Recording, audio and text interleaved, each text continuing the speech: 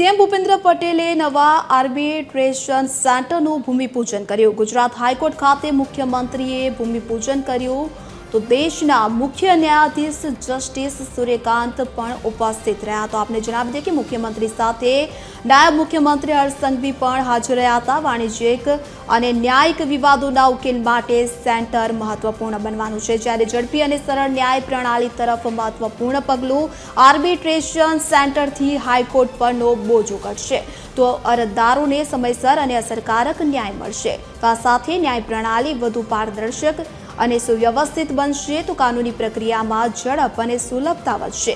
વ્યાપારિક વિવાદોના નિવારણમાં પણ નવી દિશા મળશે તો રાજ્યમાં ન્યાયિક માળખાના વિકાસ માટે સરકારે મહત્વનો નિર્ણય લીધો।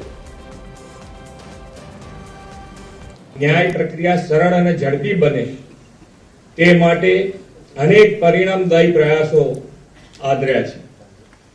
જરૂરી માનવબળ અને ઇન્ફ્રાસ્ટ્રક્ચરના વિકાસથી ન્યાય પ્રક્રિયામાં તેમના નેતૃત્વમાં સુધારાઓ થઈ રહ્યા છે।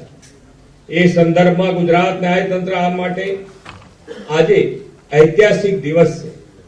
ગુજરાત હાઈકોર્ટ એડમિનિસ્ટ્રેશન સેન્ટરના નવા અદ્યતન ભવનના શિલાન્યાસ પ્રસંગે આપ સૌ ન્યાયવિદ સાથે ઉપસ્થિત રહેવાની મને પણ તક મળી છે। વડાપ્રધાનશ્રીએ ભારતને ગ્લોબલ આર્બિટ્રેશન હબ બનાવવા માટે સ્પેશિયલ આર્બિટ્રેશન અને બાર એસોસિએશનની વ્યવસાયિક સહભાગિતાની જરૂરિયાત પર ભાર મૂક્યો છે।